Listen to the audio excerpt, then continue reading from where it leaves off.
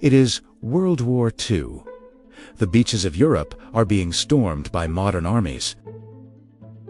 You see soldiers carrying Thompson submachine guns, flamethrowers, and grenades.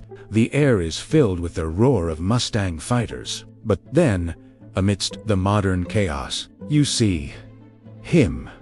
A man who looks like he stepped out of a time machine from the year 1300.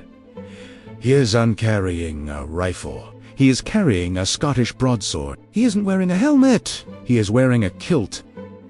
And hanging from his shoulder is not a bazooka, but a medieval longbow and a quiver of arrows. You might think this is a joke, a crazy cosplayer who got lost on the battlefield. But this man was Lieutenant Colonel Jack Churchill, and he was the deadliest anachronism of the 20th century. Hi, I'm Ray.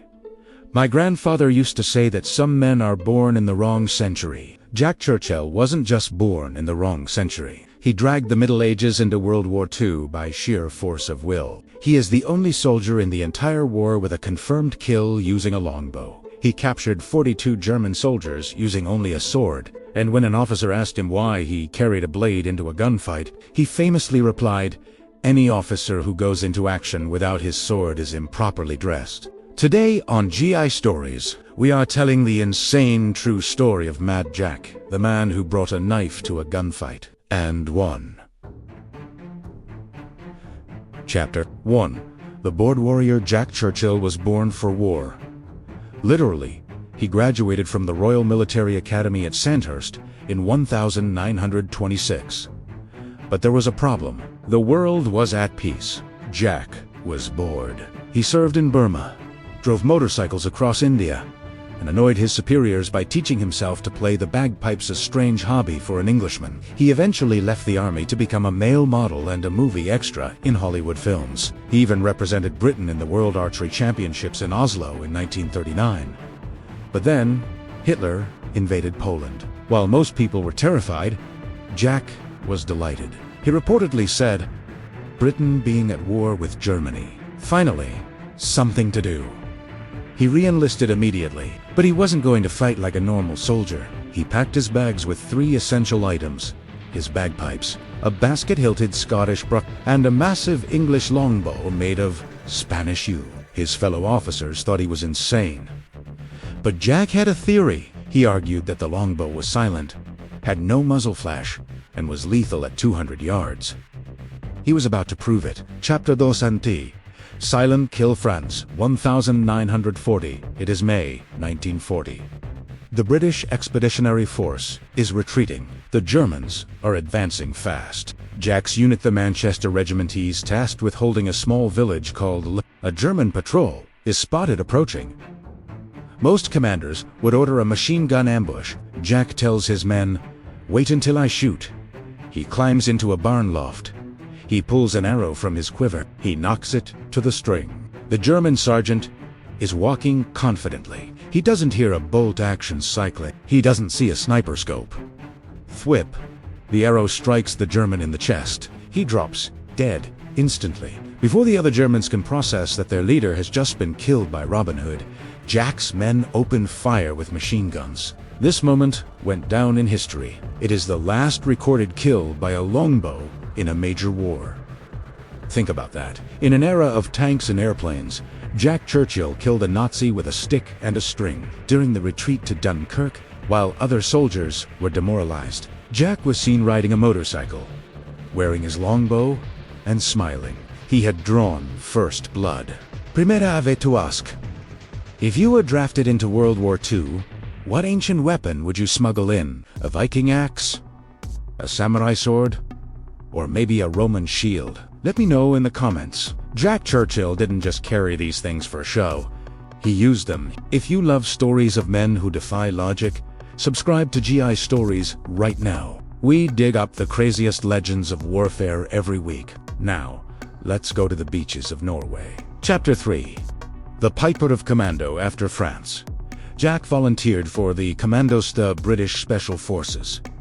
They were trained to hit hard and fast. In December 1941, he led a raid on a German garrison in Vågsøy, Norway. As the landing craft hit the beach, the Germans were waiting with machine guns. Usually, the first man off the boat screams or fires his gun, not Jack.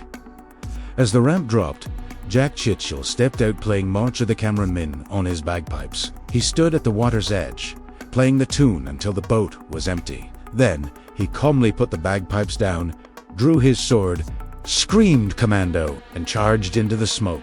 The Germans were confused. Psychological warfare is powerful. Seeing a madman running at you with a sword while screaming is terrifying. Even if you have a mouse or rifle, they took the garrison in hours. Jack sent a telegram to London. The battery and island are captured. Casualties slight, demolitions in progress. Churchill, Chapter 4. The Sword Versus.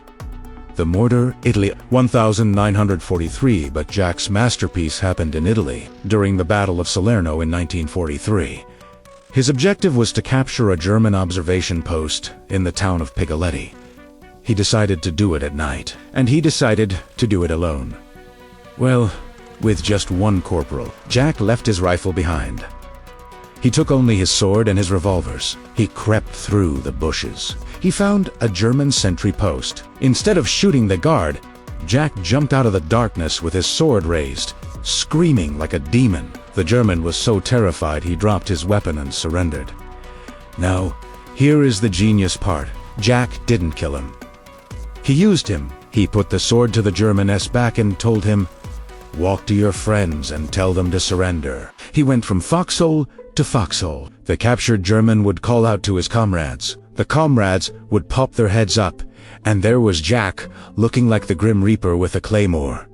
One by one, they surrendered. By the time he was done, Jack Churchill walked back to the American lines. The American sentry couldn't believe his eyes. Jack was leading 42 German prisoners, including a mortar squad. He had captured them all, without firing a single shot, just a sword and pure attitude. When asked how he did it, he said, "I maintain that. As long as you tell a German loudly and clearly what to do, if you are senior to him, he will cry jawohl and get on with it." Chapter 5. The Unbreakable Prisoner. Jack's luck eventually ran out in Yugoslavia in 1944. He was leading a group of partisans to attack a heavily defended German hill. The partisans fled under heavy fire. Jack was left alone on the hilltop with just 6 men. Mortars were raining down. His men were dead or dying.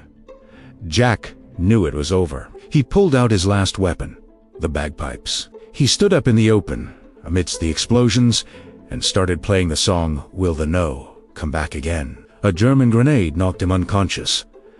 The SS captured him. They were going to execute him, but they saw his name, Churchill.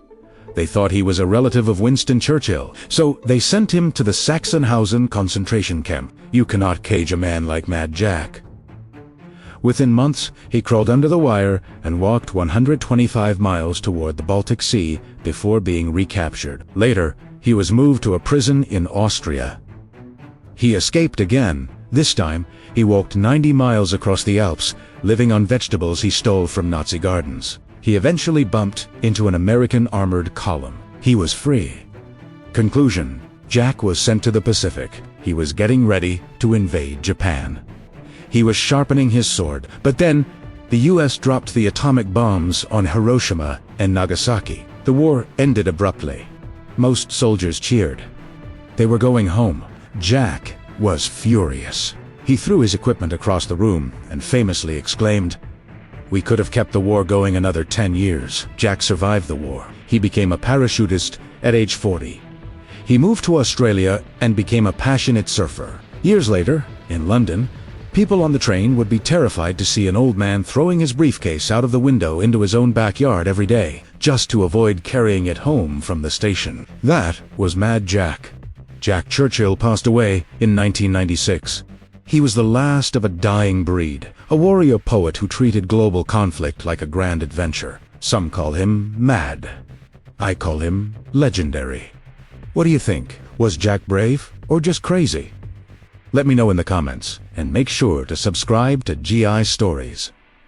This is Ray. Keep your swords sharp.